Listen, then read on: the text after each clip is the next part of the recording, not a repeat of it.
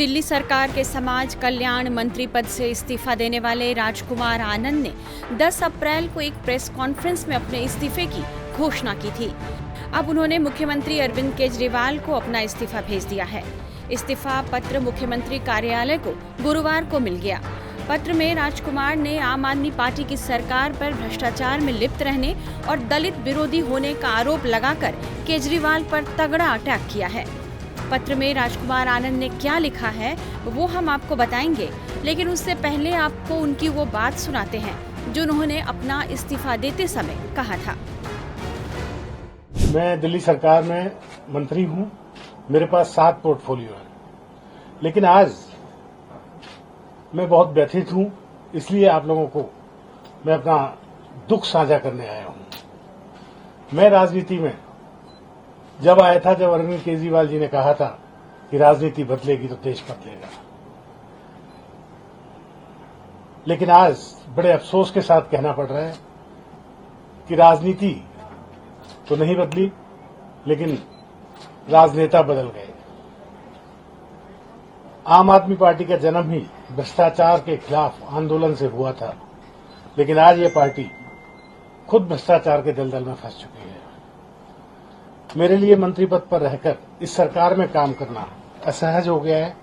मैं अब इस पार्टी, इस सरकार और अपने मंत्री पद से इस्तीफा दे रहा हूं, क्योंकि मैं इन भ्रष्ट आचरणों में अपना नाम नहीं जुड़वाना चाहता। मैं नहीं समझता कि हमारे पास शासन करने की कोई नैतिक ताकत बच गई है। बाबा साहेब डॉक्टर भीमराव अम्बेडकर ने पे बैक टू सोसाइटी का जीवन मंत्र दिया था।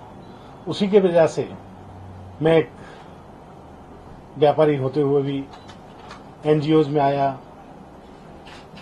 एमएलए बना, जनप्रतिनिधि बना, मंत्री बना कि लोगों की सेवा होगी।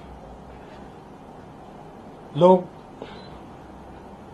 और मैं यहाँ आया था कि पे बैक टू सोसाइटी को सच्चे अर्थों में साकार कर सकूं। इसी उद्देश्य से मैं आम आदमी पार्टी और अरविंद केजरीवाल जी के साथ खड़ा हुआ, जो बाबा साहेब के आदर्शों पर चलने की बात करते हैं। बाबा साहेब का फोटो हर प्रेस कॉन्फ्रेंस, हर सरकारी दफ्तर पर लगाते हैं। केजरीवाल को लिखे पत्र में भी राजकुमार आनंद ने लगभग ऐसा ही कुछ लिखा है जो उन्होंने अपनी प्रेस कॉन्फ्रेंस में कहा था। 2 पन्ने के अपने पत्र में उन्होंने मंत्रिमंडल से इस्तीफा देने की वजह बताई है और इस पत्र को सोशल मीडिया प्लेटफॉर्म एक्स पर भी शेयर किया है। अपनी लंबी चिट्ठी में उन्होंने आम आदमी पार्टी और अरविंद केजरीवाल पर गंभीर आरोप लगाए हैं। अपनी चिट्ठी में उन्होंने लिखा है, मैं राजकुमार आनंद, समाज कल्याण मंत्री, दिल्ली सरकार अपने मंत्री पद से इस्तीफा दे रहा हूं। इसकी 2 वजहें। पहली वजह ये कि मैं राजनीति में आया ही था आपकी इस बात से प्रभावित होकर कि राजनीति बदलेगी तो देश बदलेगा, लेकिन आज बहुत अफसोस के साथ ये कहना पड़ रहा है कि राजनीति तो नहीं बदली, लेकिन आप और आपकी पार्टी बदल गई। राजकुमार आनंद ने यह भी लिखा है, आम आदमी पार्टी का जन्म ही भ्रष्टाचार के खिलाफ आंदोलन से हुआ है, लेकिन अब आप सरकार के मुख्यमंत्री, 2 पूर्व मंत्री जेल में हैं। सरकार पर भ्रष्टाचार के गंभीर आरोप लगे हैं। ऐसे में मंत्री पद पर रहकर इस सरकार में काम करना असहज हो गया है। उन्होंने अपनी चिट्ठी में आगे कहा है, मंत्री पद छोड़ने की दूसरी वजह ये है कि 4 साल इस पार्टी और सरकार में काम करने के बाद मैंने ये समझा है कि ये पार्टी और ये सरकार दलित, आरक्षण और बाबा साहब के विचारों की विरोधी है। आज मैं जो कुछ भी हूँ बाबा साहब की वजह से हूँ, लेकिन ये सरकार दलित, आरक्षण और बाबा साहब के विचारों की विरोधी है। इस पार्टी में दलित पार्षद, विधायक और मंत्री का कोई सम्मान नहीं है। पार्टी के अग्रणी नेताओं में कोई दलित नहीं है। इस पार्टी से एक भी दलित राज्यसभा मेंबर नहीं है। एक भी दलित विधायक किसी प्रदेश का प्रभारी नहीं है।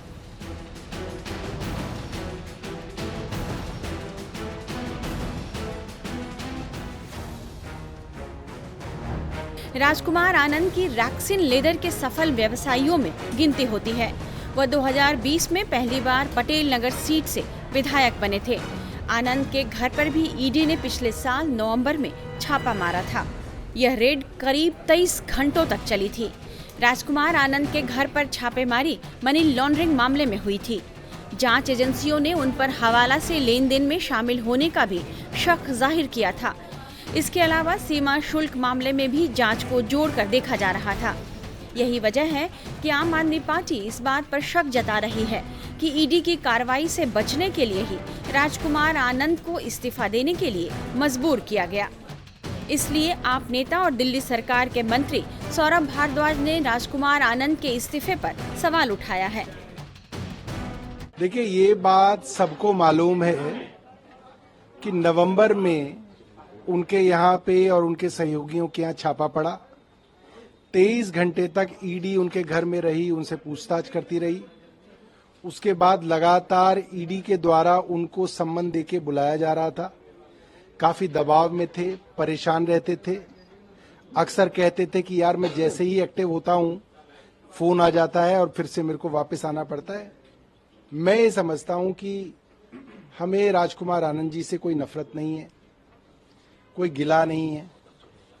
सिर्फ ये है कि एक परिवार वाला आदमी है, बच्चे हैं, रिश्तेदार हैं। मुझे लगता है कि वो दबाव में ज्यादा आ गए, वे डर गए और ये दबाव भारतीय जनता पार्टी की ईडी लगातार हमारे लोगों पे डाल रही है। ये कहा जा सकता है कि अरविंद केजरीवाल जब ईडी के सम्मनों पे नहीं जाते थे तो वो यही कहते थे, मेरे को एग्जामिन करना ईडी का मकसद नहीं है। ईडी का मकसद है अरविंद केजरीवाल को किसी भी तरीके से गिरफ्तार किया जाए, उनके पीछे से उनके विधायकों को, उनके लोगों को तोड़ा जाए, पार्टी को खत्म किया जाए और 2 सरकारें दिल्ली और पंजाब की गिराई जाए। आज वो चीज साबित होती दिख रही है, क्योंकि हमारे कई विधायकों को आप देखते हैं गाहे बेगाहे ईडी, इनकम टैक्स या तो छापे मार रही है उनके यहाँ या उनको बुला रही है। हमारे पार्टी के नेताओं को लगातार जो है दबाव डाला जा रहा है। ये सबके सामने है। आम आदमी पार्टी राजकुमार आनंद के इस्तीफे को लेकर चाहे जो कहे, लेकिन उनके इस्तीफे ने पार्टी में खलबली तो जरूर मचा दी है।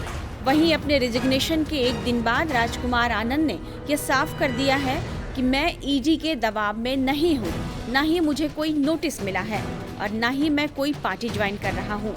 उन्होंने साफ कहा कि मैं झूठ और मक्कारी के साथ नहीं रह सकता। टाइम्स नाउ नवभारत डिजिटल की रिपोर्ट।